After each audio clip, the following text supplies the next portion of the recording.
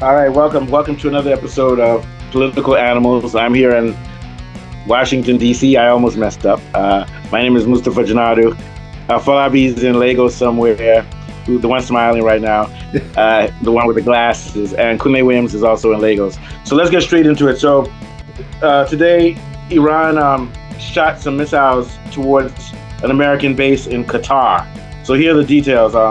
It was Al Udeid Air Base, which is the largest U.S. military installation in the Middle East and hosts forward headquarters of the U.S. Central Command. So basically, they sent two missiles towards the largest U.S. base in the Middle East.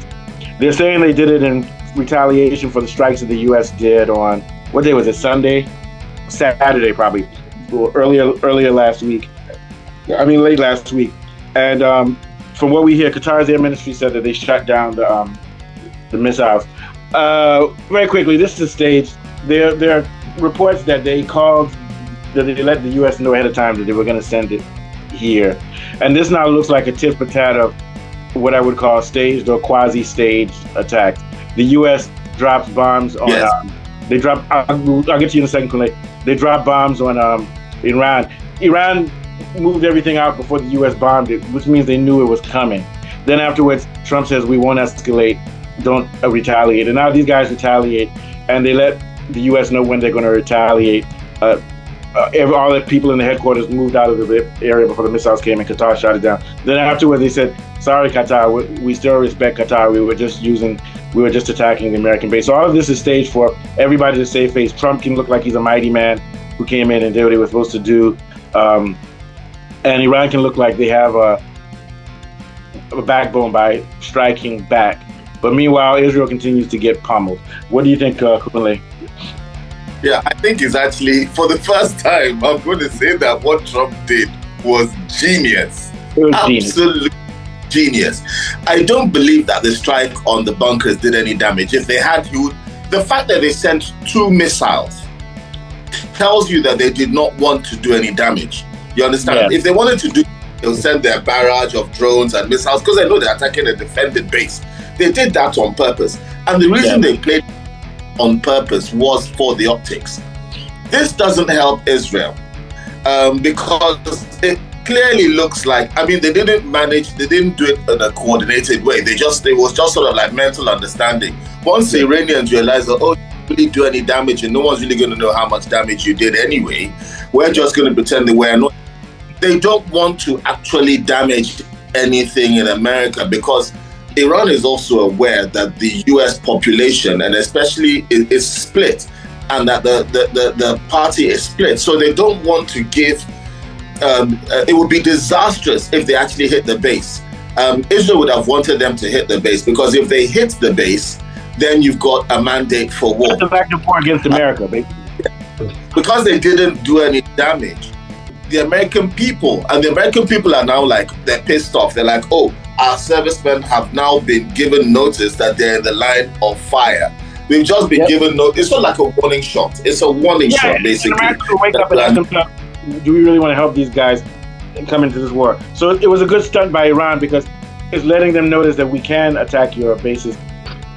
And also sending a message to Qatar too. All these Qatar and UAE countries that are enjoying their lovely life, they can also get caught up. So this is a message. And when it's time for meetings, when Putin, Trump, and Xi, and everybody sit down, people are going to take these meetings seriously because everybody has a lot to lose, including America and Qatar. And Trump has a lot to lose because the MAGA people have given him a message. If you do that shit, you're a joke.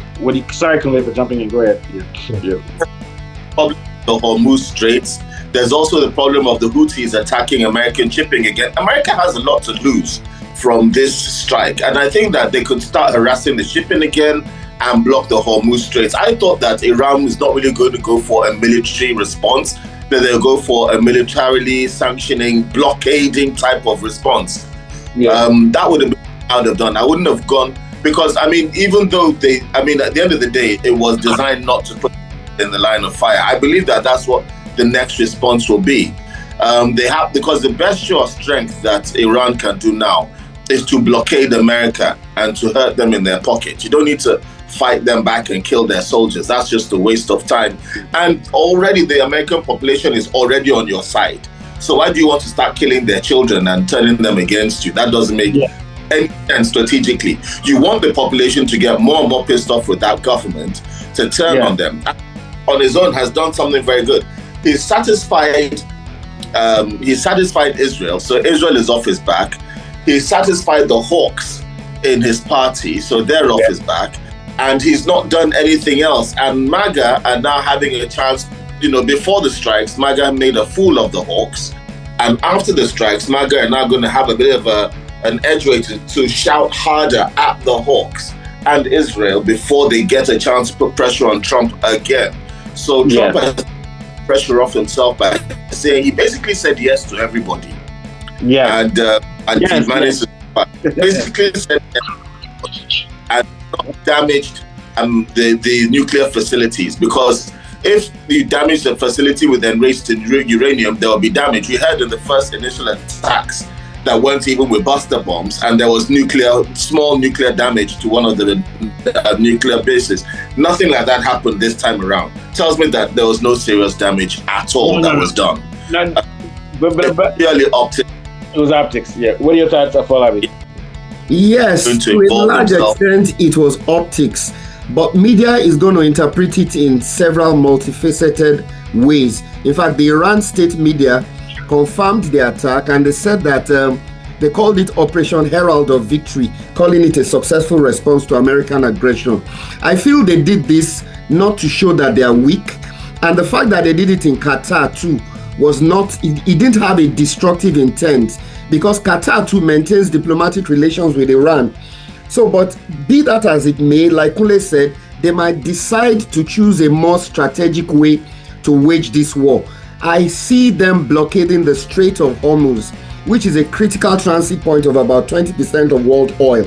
And if they do that, it's just basically going to bring the fury in US out. The Navy is going to join in, and it's going to be all out. So it's going to bring everybody to the party. Yeah, but here's the problem. But if what it's going to do is going to bring the fury of the American people and the Europeans, because if that place this is what I'm trying to say, they're going to turn their anger on Trump and the European leaders, because if that thing gets blockaded for even a day or two, prices of oil are going to go all over the world. Skyrocket, yes. Going to say, Trump, what the hell are you doing over there? Is it worth it? Is anybody attacking them? And they're going to start asking Trump, are you the president of America or the president of Israel? What do you think, Kunle? Yeah, and if a bunch of starving Houthi rebels can hold off that other end of the sea, it's going to be child's play for Iran to blockade that place completely, because Iran is a proper country. The Houthis are just a small rebel outpost. It's just a small strip.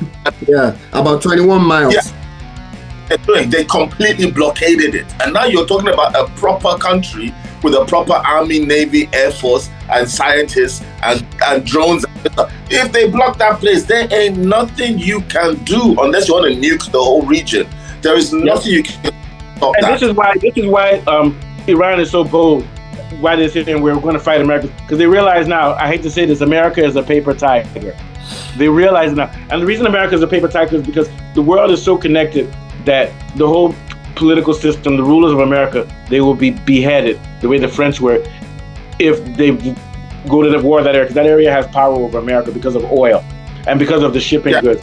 So even though America has bigger weapons, it's just like if you have 5 bodyguards who are 7 feet tall and they weigh 300 kgs, and it's just me, but all I can do is call their boss and they're fired. So I have power. So what I'm saying is the U.S. has physical power, but it doesn't have logistical, it doesn't have the real power. It doesn't have geopolitical power like it used to have, because their weapons mean nothing if their government implodes from within. You see what I'm saying? Yes. Yeah, Trump was actually outmaneuvered by Netanyahu because Trump didn't want the war.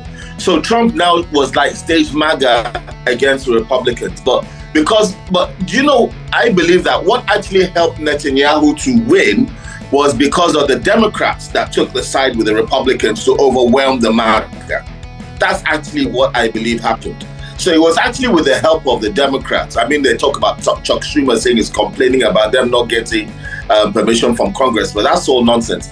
Most of the Democrats were hawkish with this. None of them were opposed to it. Without those Democrats, I don't think Netanyahu could have forced America's hand. Trump has played that hand cleverly. Yeah, but the thing is, once again, we'll end soon, but they still need to be careful, because this is how you sleepwalk into a real war. right now it's, oh, we attack them, we send these missiles. But somebody's ego can get hurt. Yeah, like Trump can be like, oh, so Iran thinks they're better than me. I'll show them. I'll strike them for real. So Trump is unpredictable. His ego may not be able to. He may not want more. And also, Netanyahu is going to be afraid now because he's not getting the help that he really needs from America. Iran is still bombing them. Tel Aviv and what's the other part? Tel Aviv. What's the other place that they're hitting hard?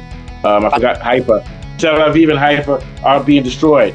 People have to live on the ground. So Netanyahu is going to get very, very drastically afraid. So let's watch out for a false flag. I think October the 7th was a false flag also, to be honest with you. Last thoughts on that, Afolabi, and then we'll go to Kule.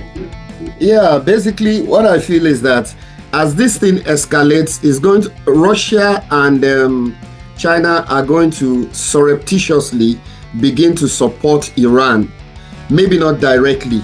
They're going to be supporting them with intelligence and indirectly. Pakistan has nukes. You don't rule out the possibility of them handing some over to Iran to defend itself.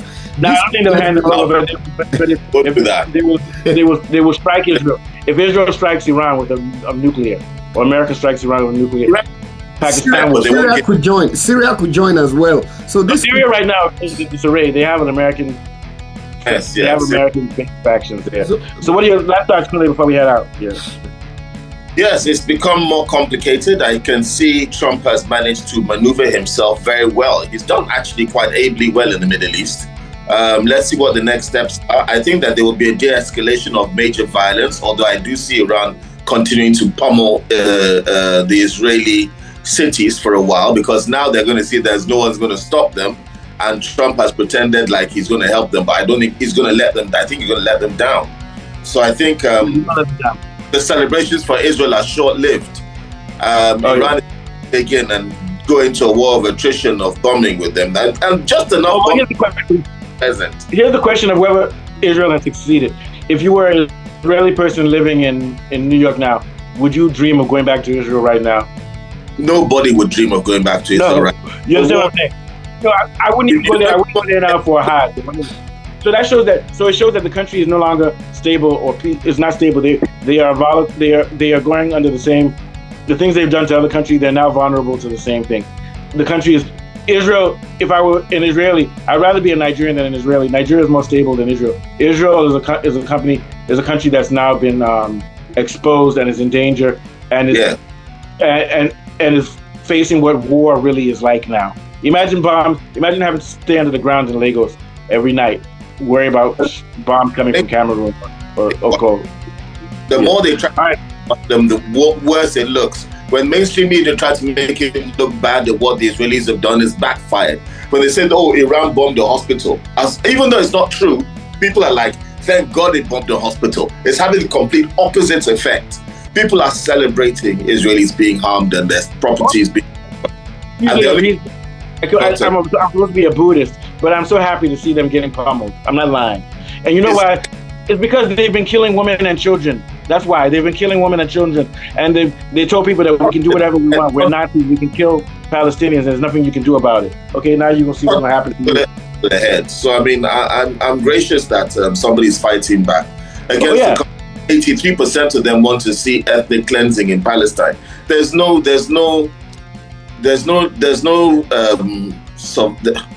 the retribution. I don't know what use. There's no redemption for such a nation. No, they can't come back from that. They can't come back from that. We have to wait generations for them to die out, because whole can't be changed. Prophesizing ethnic cleansing, that nation is rotten to the core. There is no redemption for them. All right, thank you. Death that can end that sort of people. Yeah, thank you. So, Fabi, take us out. Very brilliant show, guys. Thank you very much. Yeah, it's been another very refreshing and it's been refreshing beer. I have my beer. Entertaining show from myself, Mustafa, and Kule. We'll be back sometime again during the week. Yeah, Kule, I'll probably see you tomorrow earlier to do a show. Okay. All right.